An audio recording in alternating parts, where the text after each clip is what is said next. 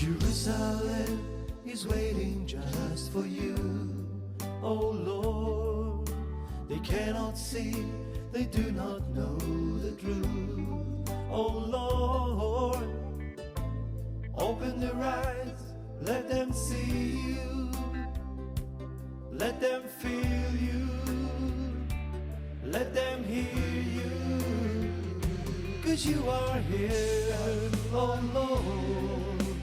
Everlasting Father, the Prince of Peace, oh Lord. Wonderful Counselor, 'cause you are here, oh Lord. Hermanos queridos, estamos aquí en lo alto del Monte de los Olivos, con esta panorámica hermosa de la ciudad de Jerusalén, compartiendo con todos ustedes la bendición de poder estar una vez más en este lugar. Gracias al Señor, estamos bien, no hay ninguna sensación de peligro. Hoy es el primer día que estamos con este primer grupo aquí en Jerusalén. Haremos diferentes conexiones en diferentes lugares para compartir con todos ustedes la bendición que el Señor nos da de poder estar una vez más aquí en Israel. Que el Señor les bendiga y de verdad estamos muy contentos y muy agradecidos con el Señor por el privilegio que nos da de poder estar un año más en este lugar, visitando Jerusalén, estando con los hermanos y también compartiendo con todos ustedes el privilegio de poder estar paseando por estas calles, visitando este país y dándole un abrazo y consuelo y ánimo a tantos hermanos que lo necesitan. Sigan orando por nosotros. Gracias a todos los que nos apoyan cada día. Que el Señor les bendiga. Hasta una próxima retransmisión.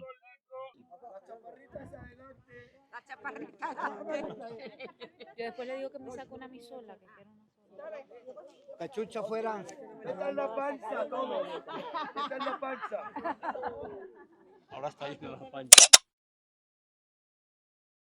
Bueno, estamos, como dijo Rafi al principio, en el Monte de los Olivos, ¿vale? Y enfrente, pues tienen ustedes la ciudad de Jerusalén con las murallas alrededor. Si hay una visión realmente preciosa, tanto de día como de noche. En este lugar es hermoso subir, tanto de día como de noche, porque la vista es una vista realmente única y aquí hay una serie de cosas muy interesantes que explicar.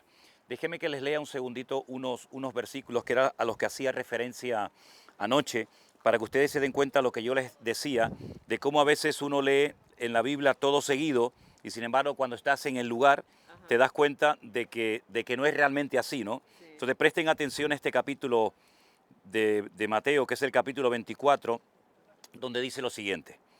Cuando Jesús salió del templo, el templo estaba donde está ahora mismo la cúpula esa dorada, ¿vale?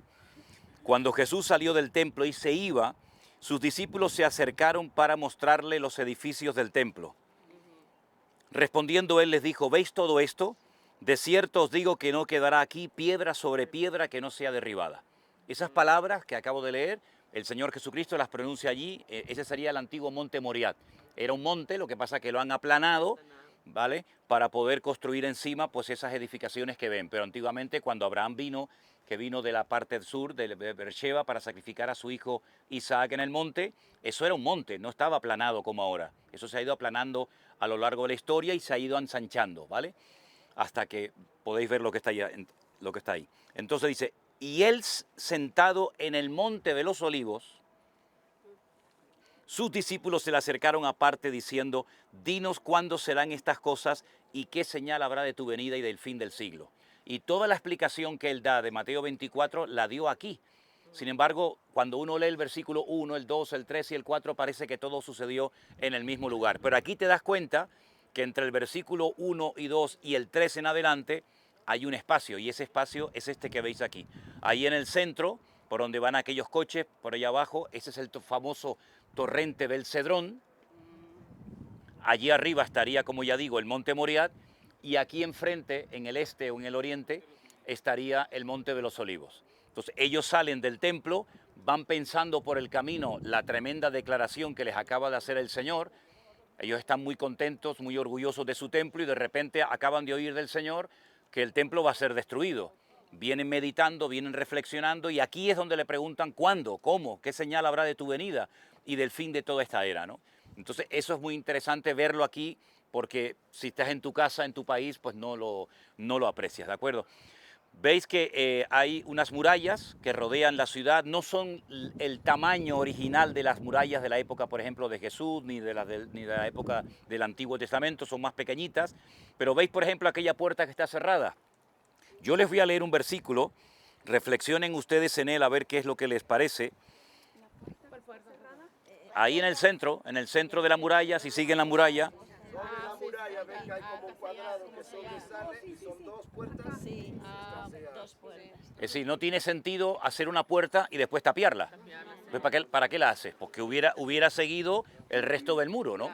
Entonces, quiero decirles que esa pared, esa puerta, no la cerraron los cristianos ni tampoco los judíos. Para que no vayan a pensar, bueno, como conocían este texto de la Biblia, pues la cierran y así de esa manera pues demuestran que la profecía se ha cumplido. No. Claro, pero si ellos tienen la verdad, ¿cómo puede ser que les importen las profecías de otras religiones? Porque los hombres son piezas en las manos de Dios y muchas veces ni siquiera son conscientes de que Dios los está utilizando en un momento determinado para cumplir una palabra profética, como utilizó a Ciro, como utilizó a Nabucodonosor, como utilizó al faraón y a tantos personajes de la Biblia. Escuchen este texto que se encuentra el capítulo 44, el verso 1, y dice así: Ezequiel está en Babilonia, ¿vale? Ya se ha producido la destrucción de la ciudad de Jerusalén, el templo ya ha sido destruido, las murallas han sido derrumbadas, la gente ha sido llevada cautiva a Babilonia, y estando allí, dice, me hizo volver a la puerta exterior del santuario, en una visión, ¿no? La cual mira hacia el oriente. Ahora estamos en el oriente, estamos en el este. Y la puerta estaba cerrada. Y me dijo el Señor, esta puerta estará cerrada y no se abrirá, ni entrará por ella hombre alguno, porque el Señor, el Dios de Israel, entró por ella y por lo tanto estará cerrada. Hace 2000 años, otra profecía que se cumplió, que está en Zacarías, hablaba acerca de que cuando viniera el Mesías, entraría a la ciudad de Jerusalén de una forma muy humilde, montando un pollino de asno. Entró por la parte este de la ciudad, no exactamente por esa puerta, pero era la puerta que estaba en ese momento en existencia, y dice la Biblia que por ahí entró el Señor, el Dios de Israel. Bueno, ahora tienen que preguntarse ustedes quién es el Dios de Israel. La Biblia dice que el Dios de Israel entró por esa puerta y por lo tanto estará cerrada y no entrará hombre alguno. Y qué curioso que gente que no tiene nada que ver ni con la Biblia, ni con el cristianismo, ni con el judaísmo, cogieron, tapiaron la puerta, ¿vale? Pusieron un cementerio delante, el cementerio que veis allí debajo de las murallas es un cementerio musulmán, el que veis aquí es un cementerio judío, y os dais cuenta cómo a veces vemos cosas que parece que son fruto de la casualidad, pero que en el mundo espiritual no existen casualidades, sino que todo tiene un tiempo, todo tiene un lugar, y a veces la gente consciente o inconscientemente cumple con profecías de la Biblia que nos dejan a todos con la boca abierta. Es decir, ¿qué probabilidades humanamente hablando había de que una persona no judía, no cristiana, pusiera en práctica una profecía? Porque mira que hay puertas alrededor de la ciudad, van a conocerlas todas, y casualmente cierran esa. Bueno, si alguien quiere seguir creyendo en las casualidades, usted es libre de creer lo que quiera. Pero ahí la tienes, ahí enfrente tuyo, la que tienes ahí enfrente. Ponte de pie para que la veas. Sigue la muralla y justo casi que en el centro tienes una.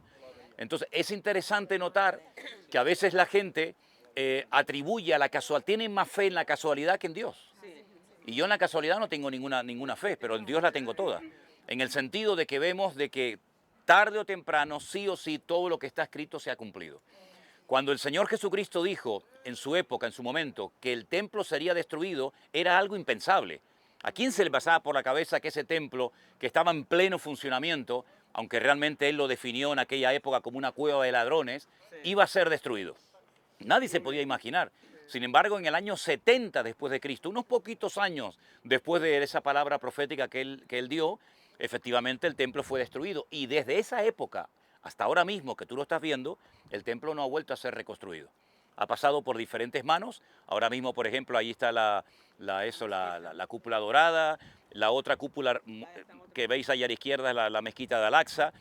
Y el pueblo de Israel lleva 2000 años con ese sueño que aún no se ha cumplido. Pero según lo que vemos en la palabra de Dios y cuando hemos estudiado el Apocalipsis y Daniel y Ezequiel y todo esto, ustedes saben que llegará un momento, y estamos a punto de ver eso, estamos a punto de ver eso, que la palabra de Dios dice que se levantará un líder que creará un nuevo orden mundial en muchas naciones sobre la faz de la tierra, que cambiará todo el sistema económico, político, social, ¿verdad?, del mundo, y esa persona hará un pacto con el pueblo de Israel que les permitirá volver a construir su tercer templo. Pero a los 3 años y medio de haberse reconstruido ese templo, él lo profana. Por eso en Mateo capítulo 24 dice, cuando veáis la abominación desoladora de la cual habló el profeta Daniel, y pone entre paréntesis, el que lee entienda, porque hay gente que lee y no se entera de nada, pero aquí dice, si lo estás leyendo, procura entenderlo, pues ya dice lo que hay que hacer. Entonces el templo va a ser reconstruido. Nosotros vamos a visitar en estos días, no sé si hoy o estos días a la semana, vamos a visitar el Museo del Templo, que es una organización que se ha encargado durante años de invertir mucho tiempo, de invertir dinero, para tener todo listo, todo preparado, para que se cumpla lo que dice la Biblia, que el tercer templo de Jerusalén va a ser reconstruido, pero lo que no saben, porque si te cortan la mitad de la información, te quedas con una parte de la información, y la Biblia no se terminó con el último libro, Malaquías, sino que siguió Dios haciendo cosas y diciendo cosas, pero si tú las descartas, bueno, pues tú mismo te estás haciendo daño porque te estás cortando la información. Más adelante el Señor dice que a los 3 años y medio de reconstruirse ese templo, otra vez va a volver a ser profanado. Entonces ocurre un periodo terrible, que es el libro del Apocalipsis, la famosa gran tribulación, o el tiempo de angustia de Jacob, como también se le llama, y al final de ese tiempo, el Mesías, en el cual creemos, pues dice la Biblia que en este monte, y eso lo podéis leer en Zacarías capítulo 14, dice, y en aquel día Él vendrá y pondrá sus pies sobre el monte de los olivos, y el monte de los olivos se partirá. Y se hará un gran valle, ¿verdad?, que se extenderá al norte, al sur, al este y al oeste, saldrán aguas vivas y entrarán en el mar muerto y volverá a recobrar la vida. Es decir, son profecías que humanamente hablando no hay la más mínima posibilidad de que todo esto se cumpla. Pero tampoco había ninguna posibilidad de que se cumplieran las 250 profecías que hablaban acerca de que cuando el Mesías viniera, podrías reconocer, porque el pueblo de Israel, y lo digo con todos mis respetos, a lo largo de la historia, y lo ha hecho también en los últimos años, ha reconocido a muchos falsos mesías. Y todos han traído unos desastres terribles que en algunos casos todavía ni se han recuperado. Por ejemplo, uno de los falsos mesías que reconoció un famoso rabino llamado Akiva, que lo mataron los romanos, pues fue el famoso Bar Kokhba. Y decían que él era el verdadero Mesías, que él iba a traer otra vez la monarquía al pueblo de Israel, y fue un desastre terrible de la época de los romanos que todavía no se han recuperado, ¿no? Sin embargo, cuando viene el verdadero Mesías, que cumple en carne propia más de 200 profecías, porque claro, cualquiera podía decir, es que yo soy el Mesías. Bueno, pues tienes que demostrarlo. Tienes que dar más de 200 pruebas de que tú eres el Mesías. Bueno, te voy a mencionar algunas por encima. El Mesías tenía que nacer en Belén de Judea. No podía nacer en Capernaum, no podía nacer en Jerusalén. Tenía que nacer en un pueblecito llamado Betlehem, en la casa del pan. Bueno, ya descartamos un montón de lugares. Tenía que formar parte de la tribu de Judá. Luego ya descartamos las 11 restantes. Sí, hay cientos de detalles. Imagínate que alguien se las aprendiera de memoria y dijera, bueno, ¿cuántas hay que cumplir? 200. Vale, puedes cumplir, prácticamente imposible, pero imagínate que cumples 199. Te falta la prueba final. Te tienes que dejar matar y tienes que resucitar al tercer día. Entonces, si cumplas 199 y no cumples la final, pues eres otro farsante, eres otro impostor. Has sido un buen hombre, has tenido un carisma espectacular, has hecho muchas maravillas, pero al final eres humano exactamente igual que cualquiera. Entonces, nuestra fe no está basada en un Mesías que era un impostor, era un loco, sino en una persona que demostró fehacientemente que todas las profecías se cumplieron en carne propia. Que uno crea en eso o no crea, eso ya es cuestión particular, pero que la evidencia histórica, arqueológica y bíblica se ha cumplido en su persona, no cabe la menor duda.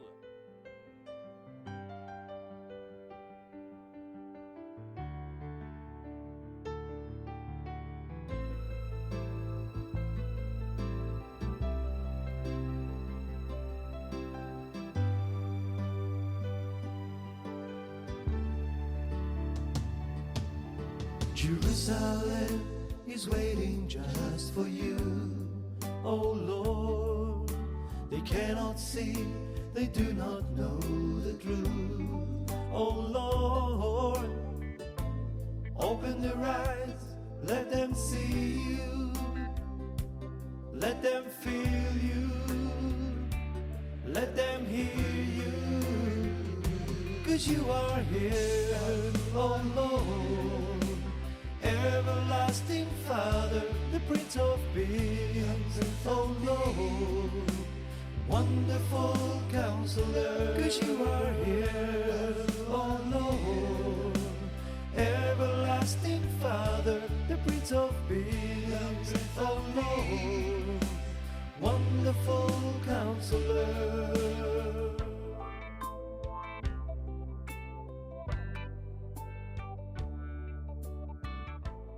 Todo lo que ustedes van a estar viendo durante estos días, todo esto tiene una connotación y una base bíblica impresionante. Si ustedes quieren aprender, hay que oír mucho, ¿vale? La Biblia dice que todo hombre sea tardo para hablar y pronto para oír. Yo les voy a dar a ustedes aquí una explicación lo más claramente posible de cómo aquí se cumplió la profecía más completa y más amplia de toda la Biblia, que se encuentra en el libro del profeta Daniel. El profeta Daniel, él vivía en Jerusalén, él fue llevado cautivo a Babilonia, fue deportado junto con muchas personas el día que Nabucodonosor destruyó esta ciudad y quemó el templo y se llevó los tesoros del templo y bueno, hizo un auténtico desastre que había sido durante 40 años profetizado por el profeta Jeremías, diciéndole que si la nación no se arrepentía, si el pueblo no buscaba verdaderamente al Señor y se apartaba de la idolatría, la ciudad de Jerusalén sería tomada y destruida. No le hicieron caso, 40 años predicando, prácticamente les entraba por un oído y les salía por el otro, y finalmente la profecía de la destrucción de Jerusalén se cumplió al pie de la letra. Jeremías salvó la vida, pero por ejemplo el último rey que estaba con vida intentó huir por una puerta que probablemente veamos en estos días, que se conoce como la cueva de Sedequías, una cueva que se cree que desde Jerusalén llegaba hasta el desierto de Judea, donde está la ciudad de Jericó, que la vais a ver, y ese rey era Sedequías. Dice que allí lo prendieron, le sacaron los ojos y se lo llevaron cautivo a Babilonia, donde allí murió, y delante de él previamente degollaron a todos sus hijos. Ahora bien, Daniel recibió una profecía impresionante que dice: sabe pues y entiende que desde la salida de la orden para restaurar Jerusalén hasta el Mesías príncipe habrá 70 semanas, ¿vale? Es decir, que llegaría el momento después de 70 años de cautiverio en Babilonia que volverían otra vez a la ciudad de Jerusalén a reconstruirla. Esa profecía se cumplió. Sabemos que ustedes pueden leer los libros de Esdras y de Nehemías y ustedes pueden comprobar que efectivamente 70 años después del cautiverio en Babilonia volvieron. Nehemías se dedicó a reconstruir las murallas. Parte de esas murallas de Nehemías las vais a poder ver en estos días. El templo volvió a ser reconstruido y todo volvió, entre comillas, a la normalidad. Ahora, la pregunta que tenemos que hacernos, porque como no hay casualidades y todo en la Biblia tiene una razón de ser, ¿por qué justamente el Señor castigó con la deportación a tierra extranjera a las tribus del sur, a Judá y a Benjamín, que eran las que vivían en esta parte, y a las tribus del norte ya habían sido arrasadas del país hacía mucho tiempo atrás, más de 100 años? ¿Por qué 70 años?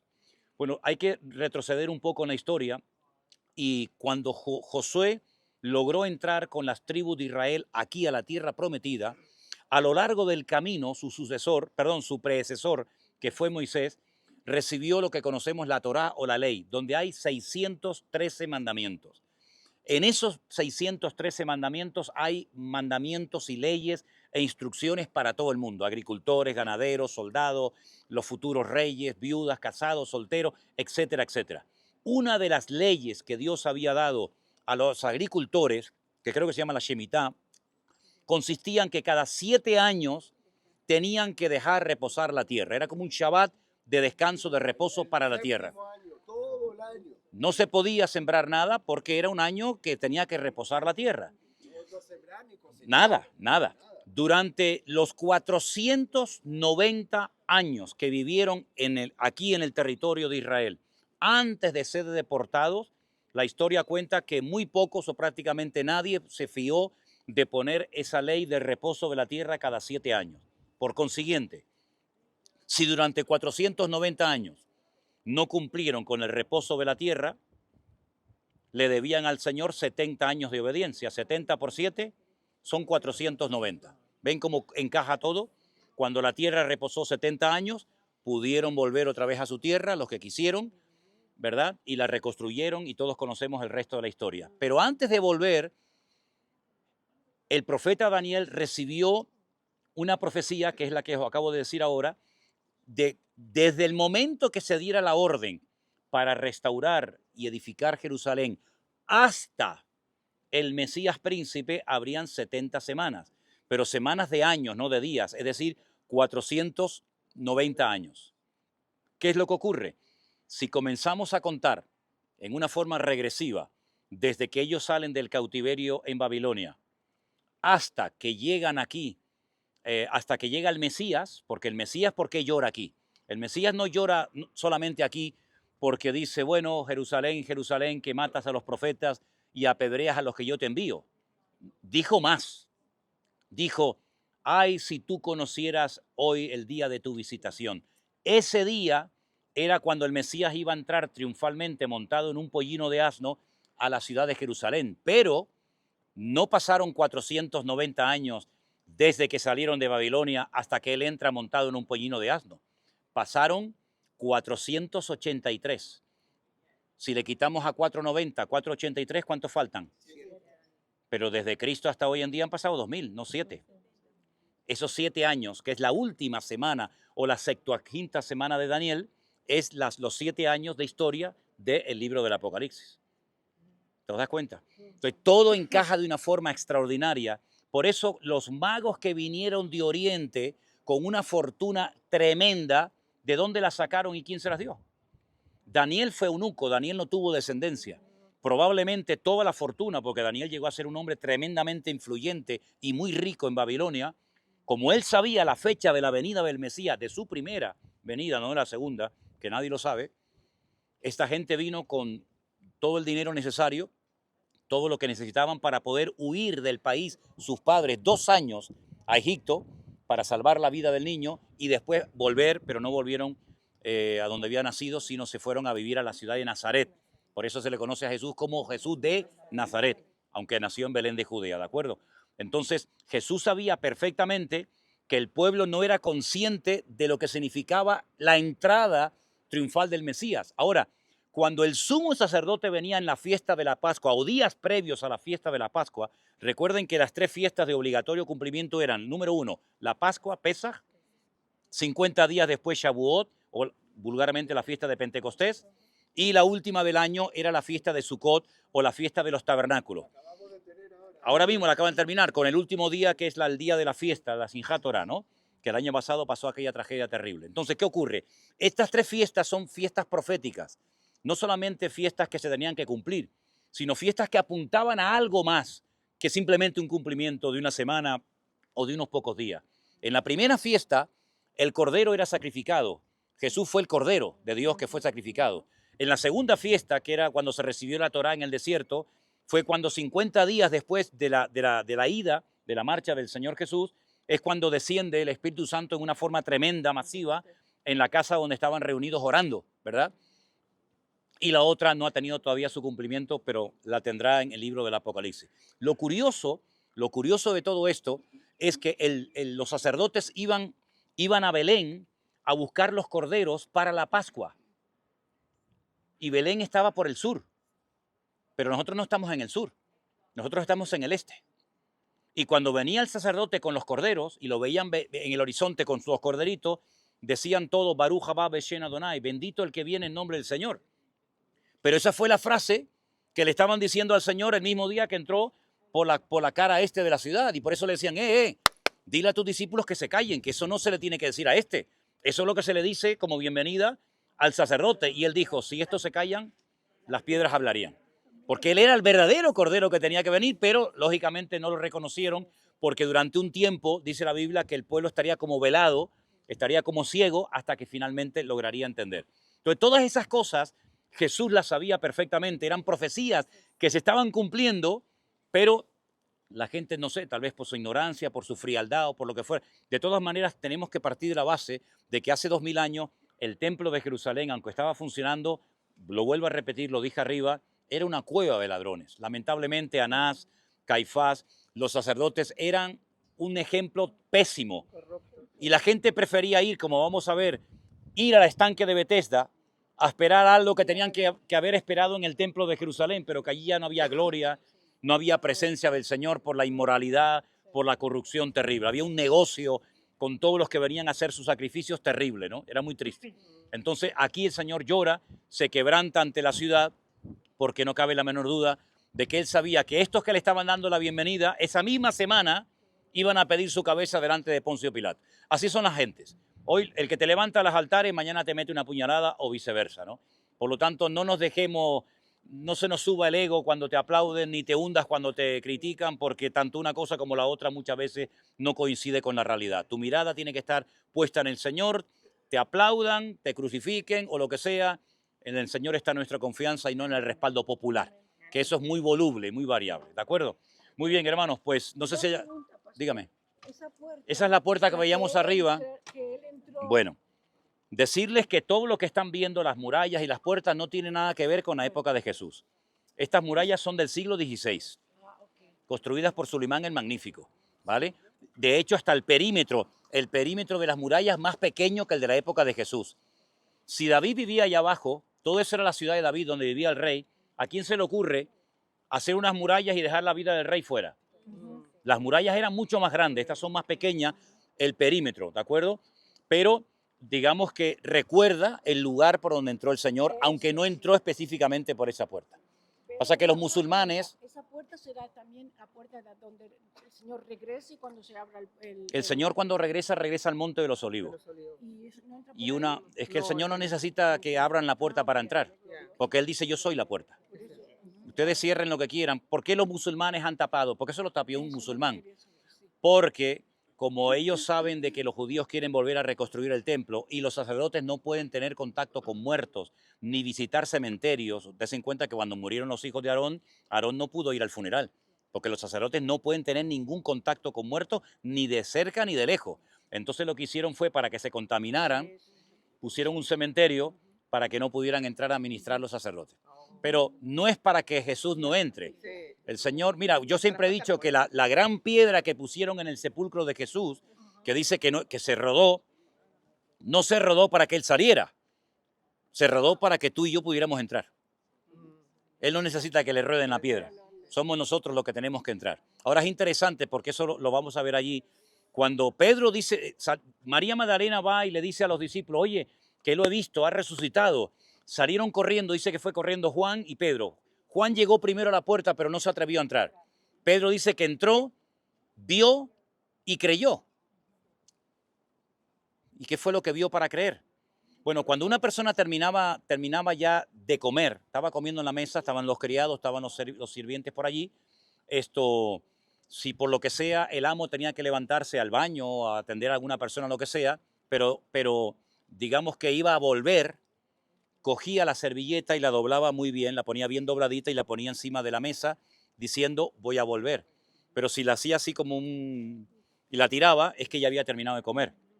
Cuando Pedro entró, dice que vio todo doblado, todo puesto en orden como diciendo volveré, volveré. Es decir, en todo, hasta en el más mínimo detalle, el Señor nos está hablando. Yo siempre he dicho que el problema no es que Dios no hable. El problema es que la gente a veces no le oye o no le quieren oír. Porque hay gente que oye pero miran para otro lado, como haciéndose el loco, ¿no? Sin embargo, el Señor te va a estar hablando en estos días por la piedra, por el papel, por el cielo, por los pájaros, por todo te va a estar hablando el Señor. Lo importante es que estemos atentos y abramos nuestro corazón para que al final de la semana el propósito por el cual el Señor te trajo por fin aquí, después de tanto rogar que pudiéramos venir, pues se cumpla en tu vida y no hayas perdido ni tiempo, ni dinero, ni nada. Sino que te vayas diciendo, yo vine a esto y el Señor me bendijo y me habló y me voy de aquí para lo que tuve que venir. Porque simplemente venir aquí para sacar fotos, como que no. Está bien las fotos, está bien los vídeos, pero aquí hay algo más que fotos, ¿eh? Aquí te lo tienes que llevar en tu corazón, ¿vale? ¿De acuerdo?